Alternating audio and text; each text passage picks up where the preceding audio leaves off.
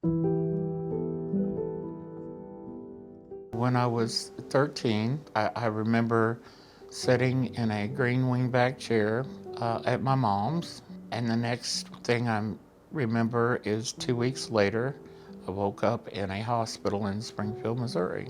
They had diagnosed me with catatonic schizophrenia. That was back in the 70s, so the medications weren't very good. Haldol and Mellaril and Cogentin and Thorazine was basically what they had to use. Those medications would serve somewhat as a restraint to keep me from being maybe who and how I was. I think in my case that while I was in hospital, it was basically removing me from the milieu in the hospital because I may have been, to the best of my recollection, out of control. The first time that I remember, I was in the adult unit and they had 5-point restraints on me, and then it came a shot of Valium that, and once it kicked in, they came in and let me out of the restraints.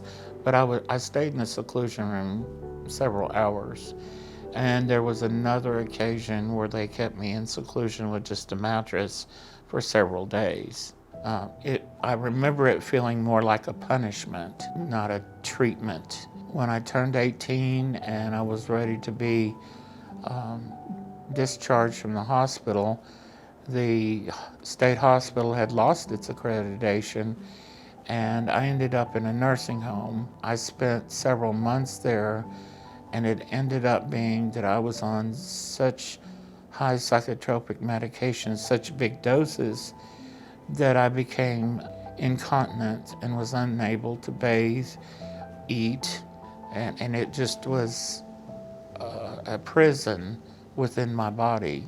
I worked 6 years at the state hospital, and the goal was to reduce the amount of restraints and seclusions. And I know that the numbers got better while I was there, that there wasn't as much. And part of my work was to go in and share my experience and my strength and my hope that you could get from being in the hospital to somewhere else. I was on the board of the hospital, and I was able to bring to that particular forum of administrators and outside people that you didn't have to do it that way. You did not have to lock somebody up. But then there would be a time when a patient would be so much out of control and a threat to themselves or others that was the only recourse that the hospital would have.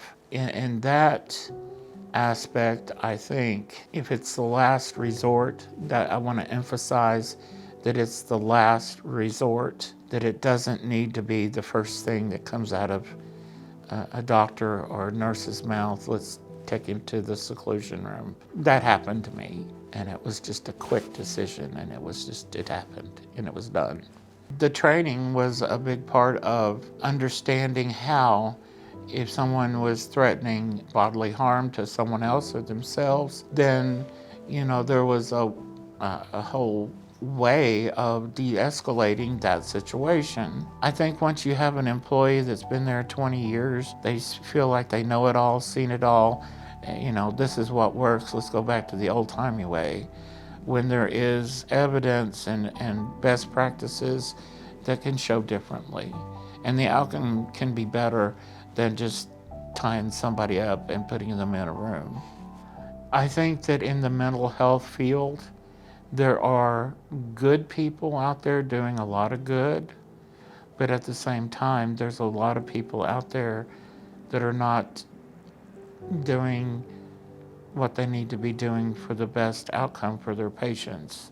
If there had not been a few people along the way in my life experiences in and out of hospitalizations, I wouldn't be here today.